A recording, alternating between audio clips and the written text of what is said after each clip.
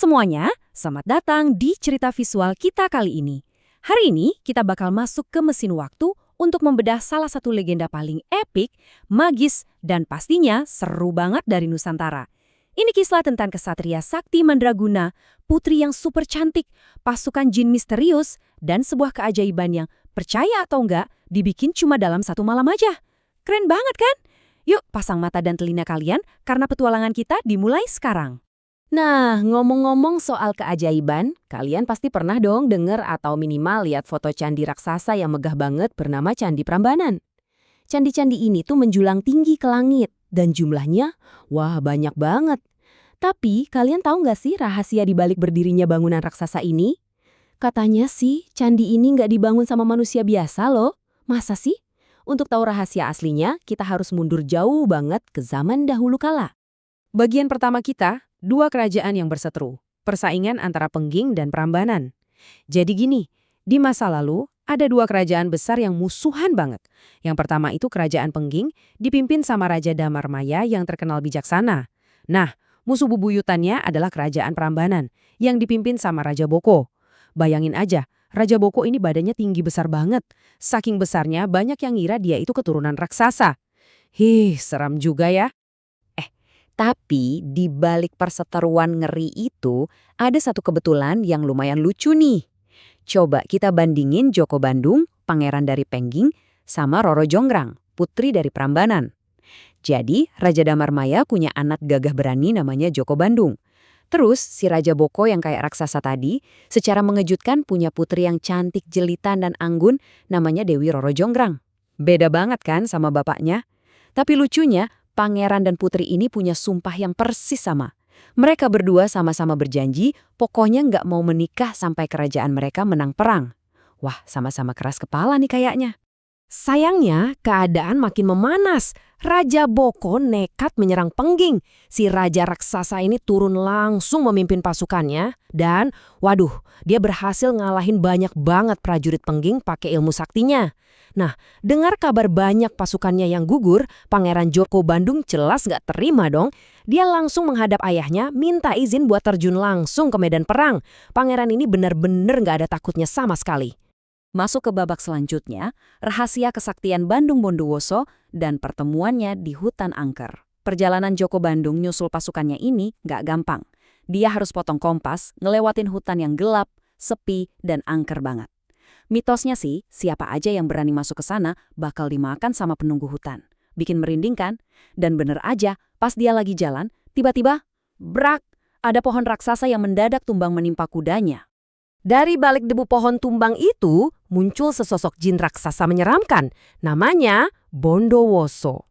Tapi ingat, Joko Bandung kan kesatria pemberani. Dia nggak kabur. Dia malah ngelawan jin raksasa itu dan hebatnya, dia menang. Karena kalah, Jin Bondowoso ini minta ampun dan nawarin satu perjanjian. Dia bilang gini, aku akan mengabdi dan bergabung dengan ragamu, niscaya kesaktianmu akan berlipat. Karena butuh kekuatan buat menang perang, Joko Bandung setuju. Wus, jiwa jin itu langsung masuk ke tubuhnya, ngasih dia kekuatan sihir yang luar biasa. Dan sejak detik itu namanya resmi berubah jadi Bandung Bondowoso. Berbekal kekuatan super barunya, Bandung Bondowoso melesat secepat kilat ke medan perang. Pas nyampe, dia lihat pasukannya udah kocar-kacir. Jelas aja dia makin ngamuk. Terjadilah pertempuran yang super dahsyat. Dan yap, itulah akhir atau runtuhnya Raja Boko. Bandung Bondowoso sukses menumbangkan sang raja raksasa itu. Gak pakai lama, dia langsung nyuruh pasukannya buat maju dan mengambil alih istana Prambanan. Sekarang kita bahas tentang syarat membangun 1000 candi, sebuah lamaran yang mustahil. Waktu masuk ke istana Prambanan, Bandung Bondowoso langsung terpesona ngelihat kecantikan Roro Jonggrang. Roro Jonggrang juga awalnya sempat kagum loh ngelihat ketampanan pangeran ini, tapi tunggu dulu. Begitu dia tahu cowok tampan ini adalah orang yang baru aja mengalahkan ayahnya, rasa kagumnya langsung berubah jadi benci. Tapi dasar Bandung Bondowoso udah kepalang jatuh cinta, dia malah nekat melamar sang putri buat jadi permaisurinya. Gimana coba perasaan Roro Jonggrang? Roro Jonggrang jelas pengen nolak mentah-mentah, tapi dia gak berani ngomong langsung sama kesatria sesakti itu. Akhirnya, dia memutar otak dan dapat ide cerdik. Dia pura-pura mau nerima lamaran itu, tapi dengan satu syarat yang super berat. Dia minta dibuatkan 1000 candi dan 2 sumur. Kedengarannya gila kan? Tapi yang bikin syarat ini benar-benar mustahil, Roro Jonggrang minta semuanya harus selesai dalam waktu 1 malam aja. Benar-benar nggak masuk akal. Tapi Bandung Bondowoso ternyata menyanggupi loh. Coba kita lihat timeline malam keajaiban mereka. Pas matahari terbenam, Bandung Bondowoso mulai pemanasan. Dengan kekuatan jinnya menggali 2 sumur maperkara kecil. Nah, pas tengah malam dia duduk bersila, memejamkan mata dan swoosh, dia memanggil ribuan pasukan jin tak kasat mata dari dalam tubuhnya. Menjelang subuh, pasukan jin ini kerja ngebut bak kilat. Menyusun batu demi batu, candi demi candi berdiri dengan sangat cepat. Wah, ini sih ngebangun proyek pakai keajaiban. Sementara itu, Roro Jonggrang ngintip dari jendela istana dan deg-degan banget. Dia lihat candi-candi itu ternyata hampir selesai semua teman-teman. Tuh, kalau sampai selesai beneran, dia akan terpaksa nikah sama musuh ayahnya. Wah, apa yang akan terjadi selanjutnya nih? Kalau kalian jadi Roro Jonggrang yang lagi panik setengah mati, kira-kira ide apa yang bakal kalian lakuin buat menghentikan ribuan jin itu? Ini dia buktinya, kalau putri ini nggak cuma cantik tapi juga pintar. Lewat akal cerdik Roro Jonggrang, dia merancang sebuah trik pagi palsu. Roro Jonggrang ini tahu satu rahasia besar kelemahan jin. Mereka tuh paling takut sama cahaya matahari pagi. Kalau kena sinar matahari, mereka bisa hangus. Jadi logikanya, kalau dia bisa bikin suasana seolah-olah fajar udah menyingsing, para jin itu pasti bakal lari ketakutan. Langsung deh dia eksekusi strategi jeniusnya. Langkah pertama, Roro Jonggrang nyuruh para dayang-dayangnya buat mukul lesung alias alat penumbuk padi sekeras-kerasnya. Duk, duk, duk, biar suaranya bergemuruh kayak orang-orang desa yang udah bangun pagi buat kerja. Langkah kedua, dia perintahkan para pemuda buat ngebakar tumpukan jerami yang gede banget di sebelah timur.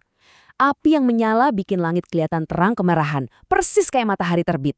Dan langkah ketiga, karena dengar suara ribut dan lihat langit terang, ayam-ayam jantan ikutan ketipu. Mereka bangun dan langsung berkokok. Kukuluyuk! Suasana langsung berubah jadi kayak subuh beneran.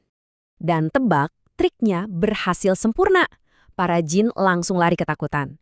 Ribuan jin yang lagi sibuk numpuk batu itu seketika panik. Mereka ngira fajar beneran udah datang dan matahari bakal ngebakar mereka. Nggak mikir 2 kali, mereka lari kocar-kacir masuk kembali ke dalam bumi, ninggalin kerjaan mereka gitu aja.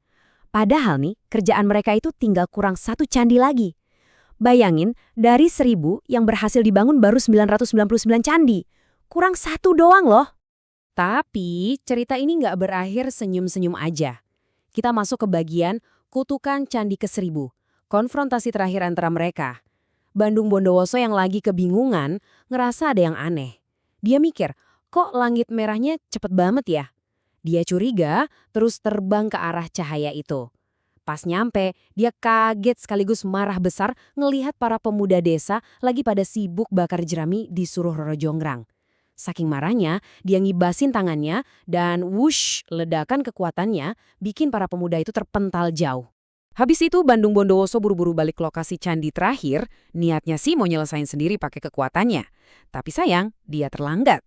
Pagi yang sungguhan benar-benar tiba. Sinar matahari pagi yang asli udah muncul menembus awan, syaratnya resmi gagal dipenuhi. Roro Jonggrang dengan bangga nyamperin Bandung Bondowoso dan bilang kalau waktunya sudah habis dan 1000 candi gagal dibuat. Dengar kata-kata itu, Bandung Bondowoso langsung menggertakkan giginya. Marahnya udah sampai ke ubun-ubun. Dia sadar betul, dia udah dicurangi habis-habisan. Dengan suara yang menggelegar membelah pagi, dia nunjuk tepat ke wajah sang putri dan berteriak, "Kenapa kau gunakan tipu muslihat? Kau memang keras kepala seperti batu." Nah, di titik inilah puncak keajaiban magis dari cerita ini terjadi. Yang namanya kutukan itu adalah mantra sihir yang sangat kuat yang bisa mengubah wujud sesuatu untuk selamanya. Dan kata-kata amarah dari Bandung Bondowoso tadi, itu bukan bentakan biasa, itu adalah kutukan.